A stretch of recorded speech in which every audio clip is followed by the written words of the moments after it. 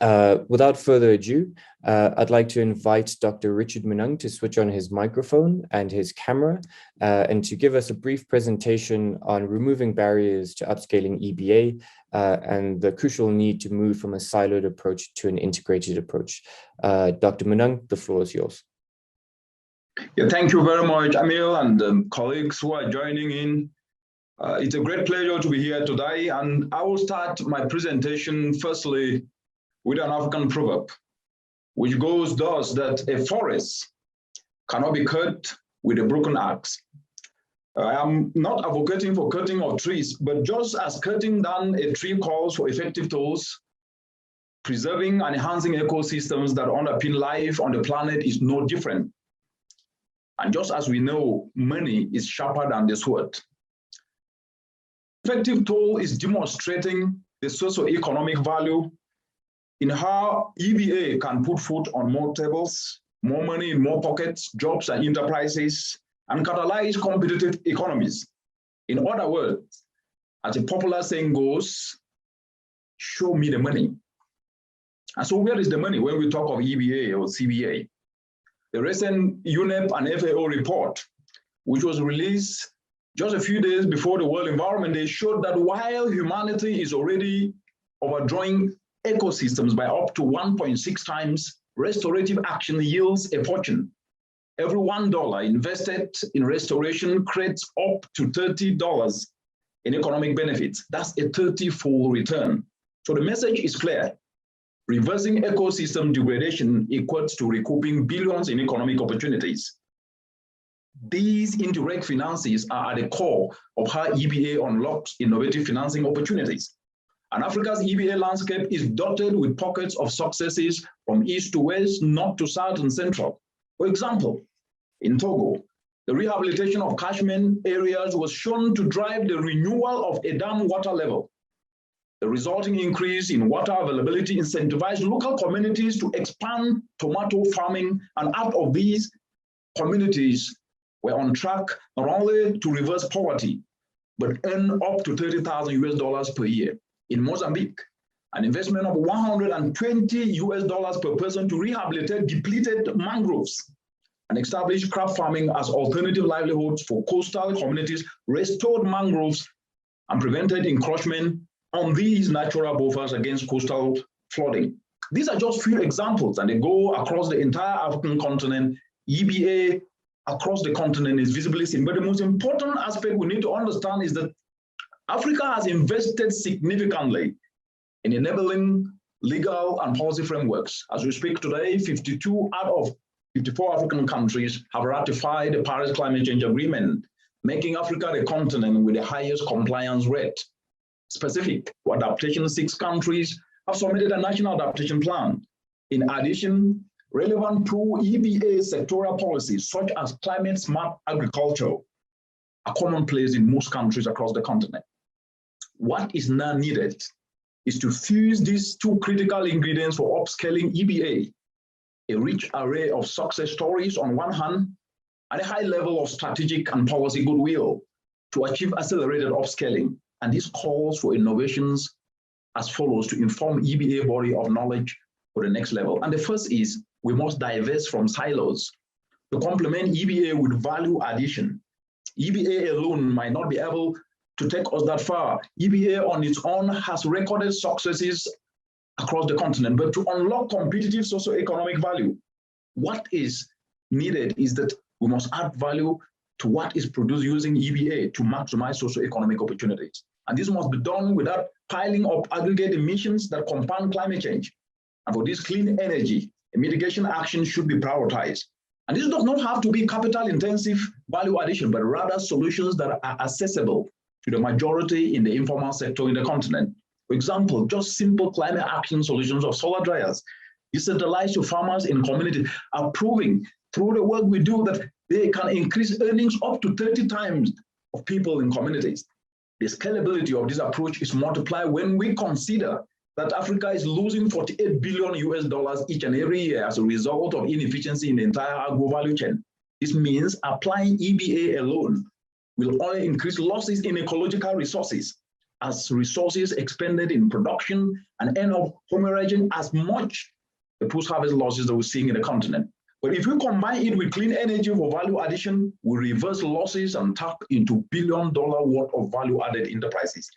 This is an approach whereby we cannot see adaptation alone, but leverage mitigation to power adaptation. And that takes me to the second point, which is unlocking niche markets through EBA.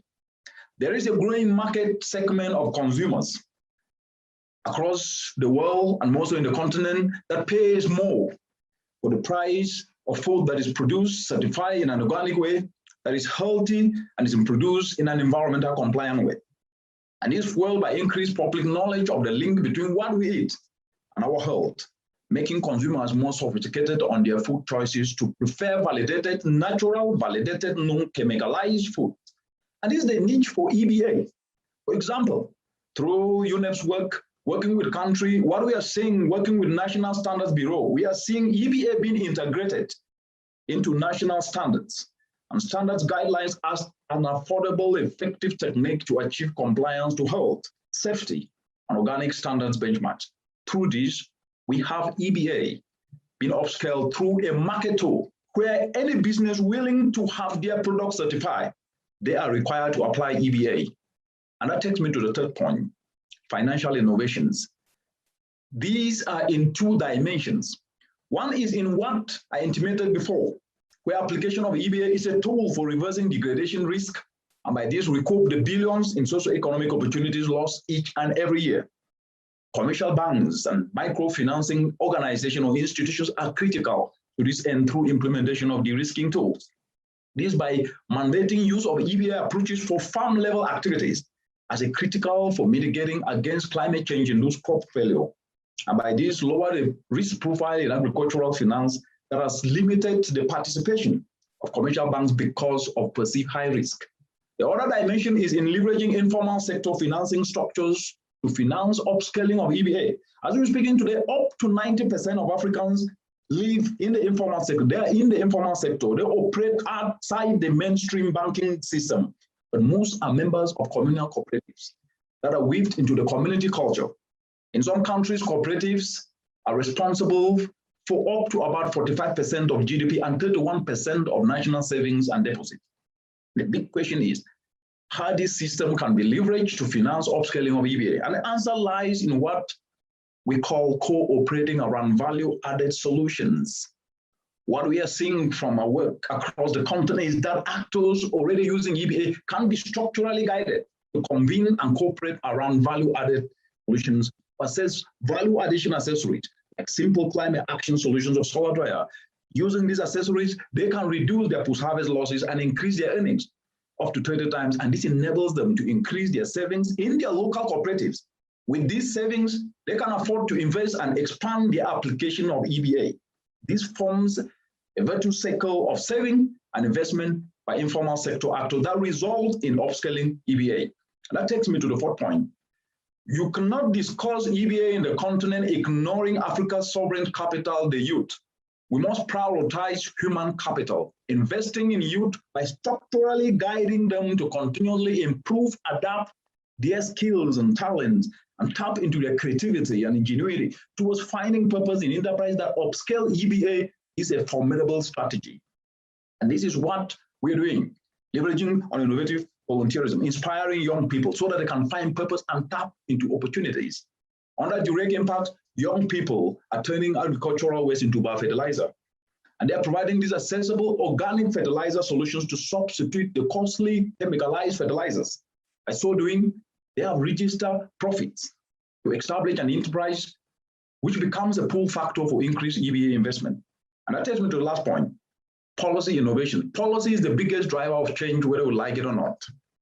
But as cited before, Africa sometimes jokingly talked as a cemetery for policy. And yes, it is true. Africa does not lack in EBA policy per se. The gap lies in implementation. And this is because these policies are mostly not empirically informed by proven enterprise actions that are already working on the ground. And by these ensure that they can be more targeted at incentivizing successes so they become the mainstream and not the exception. For example, the climate smart agricultural strategy espouses value addition, which As we have seen, it's critical to ensure efficient utilization of ecosystem services. Data in the efficacy of climate action solutions, just simple solar dryers, for example, provides an objective basis for the uptake as tools for implementing this climate-smart agricultural policy, and by this drive EBA and CBA actions. EBA approaches, therefore, in increasing yields and leveraging on these simple climate action solutions in preventing aflatoxin among informal sector producer was used to recalibrate national food safety standards in Uganda and Nigeria. And this is becoming a wind of change across the continent. So what is the point? When data is leveraged and integrated into structures that are not necessarily through EBA, EBA then can be brought to scale even in non-environment and non-environment ministries or sectors. This integration means that any actor willing to be certified in these standards must apply EBA as a tool for compliance. And by these, we see such policy provisions in non-traditional areas leveraging on EBA as a tool for compliance. This is in turn upscaling EBA. So what is the point? We must move away from silo application of EBA alone to an integrated approach. And because this is the only panacea in bringing EBA impact to scale as we create the needed socio-economic opportunities for youth and transform economies. Thank you. Thank you very much, Richard, and thanks for this very, very great presentation. Selflessly diversity solutions that will touch many lives, and let us do so, remembering the words of the scripture in the proverb.